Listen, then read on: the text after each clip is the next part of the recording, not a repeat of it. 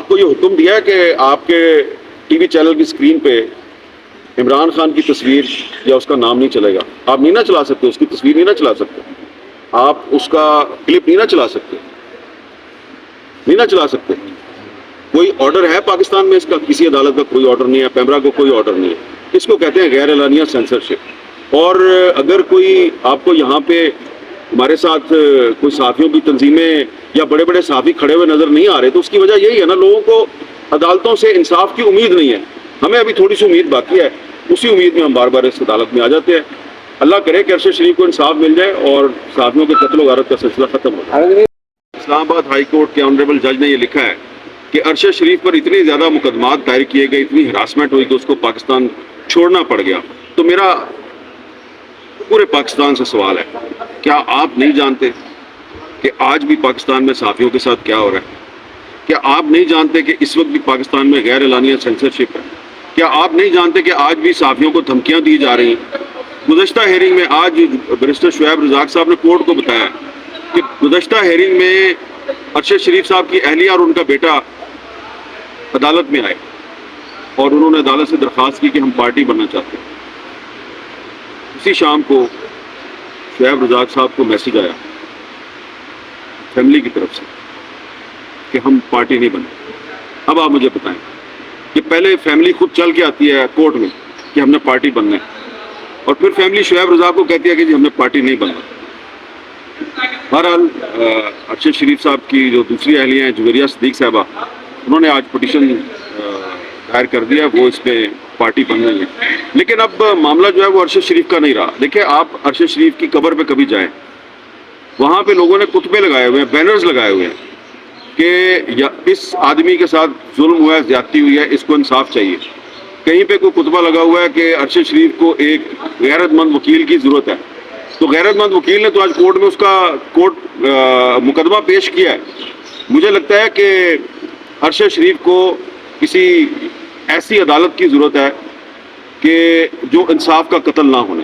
بس میں اتنا ہی کہوں گا. اچھا حاضر صاحب, بتائیے گا کہ چھوٹے لیول کی اگر بات کریں تو بالکل دلچسپی ہے صحافیوں کی, جو آپ کے سٹینڈ بھی لے رہے ہیں, کھڑے بھی ہو رہے ہیں.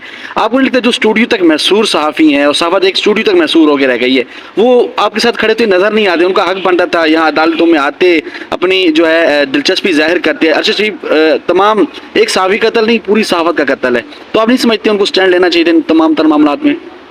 دیکھیں, اس وقت میں اس لیے تو کہہ رہا ہوں کہ آپ سب کو پتہ ہے کہ پاکستان میں میڈیا کے ساتھ کیا ہو رہا ہے.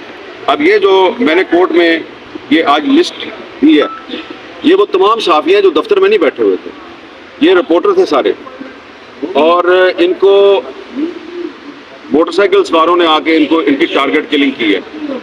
تو یہ جو باہر نکلتا ہے اس کو باہر نکل کے ٹارگٹ کلنگ کا نشانہ بنا دیتے ہیں. جو اسٹوڈیو کے اندر بیٹھے ہوئے ہیں وہ بھی محفوظ نہیں ہیں, ان کو بھی کہیں نہ کہیں سے پریشر آتا رہتا ہے. تو اس لیے اگر اب ارشد شریف جیسا صحافی, بہت سے لوگ کہتے تھے جی یہ جو اینکر ہوتے ہیں جی اینکروں کو کیا خطرہ ہے, جی یہ تو اسٹوڈیو میں بیٹھے ہوتے ہیں. تو ارشد شریف صاحب بھی تو اینکر ہی تھے نا, میں بھی تو اینکر ہی تھا, میرے پہ بھی قاتلانہ حملہ ہوا, ارشد شریف پہ بھی قاتلانہ حملہ ہوا, میں بچ گیا, ارشد شریف صاحب شہید ہو گئے. تو اس لیے ہم یہ کوئی ہمارا ذاتی مسئلہ نہیں ہے, ہم کوئی اپنی ذاتی لڑائی نہیں لڑ رہے, ہماری کسی کے ساتھ ذاتی دشمنی نہیں ہے. یہ پاکستان کے میڈیا کی آزادی کی لڑائی ہے. اور یہ جو کورٹ میں نے آج رپورٹ جمع کروائی ہے, اس رپورٹ میں ہم نے بتایا ہے کہ پچھلے 3 سال میں 18 صحافی شہید ہو گئے ہیں, اور اگر ارشد شریف کو انصاف نہیں ملے گا تو پھر اگلے سال مزید 8-9 شہید ہو جائیں گے, اس کے بعد پھر 10-12 شہید ہو جائیں گے. ہو سکتا ہے اس میں دوبارہ آپ اور میں بھی شامل ہو جائے. تو اس لیے اس وقت بہت پاکستانی میڈیا جو ہے وہ دباؤ کا شکار ہے.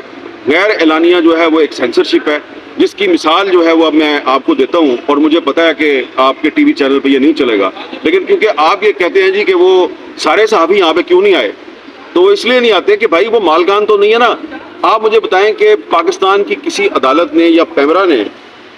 آخر میں یہ بتائیے گا کہ ایک سینئر صحافی ہے محمد مالک, انہوں نے گزشتہ روز ایک اسپیچ کی ہے, اور اس میں سابق D G I S I کا ذکر کیا ہے کہ ارشد شریف پر انہوں نے پریشر ڈالا, دبئی سے وہ کینیا گئے. تو اس حوالے سے آپ نہیں سمجھتے کہ تحقیقات ہونی چاہیے؟ دیکھیں, مالک صاحب جو ہے نا, انہوں نے جو ایک فیکٹ فائنڈنگ کمیٹی بنی تھی ارشد شریف کے مرڈر کی انکوائری کے لیے، اس میں بھی یہ بات کی تھی. انہوں نے کو پہلی دفعہ بات نہیں کی. انہوں نے اسلام آباد پریس کلب میں جو سیمینار ہوا تھا جب ابھی فیض صاحب گرفتار نہیں ہوئے تھے، انہوں نے اس میں بھی یہ بات کی تھی. لیکن میں ابھی کسی کو بلیم نہیں کروں. میرا مسئلہ صرف یہ ہے کہ آپ جوڈیشل کمیشن بنائیں، اس کمیشن میں ہم آپ کو ایسے ایسے ثبوت پیش کریں گے کہ آپ کو آپ کے سوالوں کا خود ہی جواب مل جائے. بہت شکریہ سر، تھینک یو.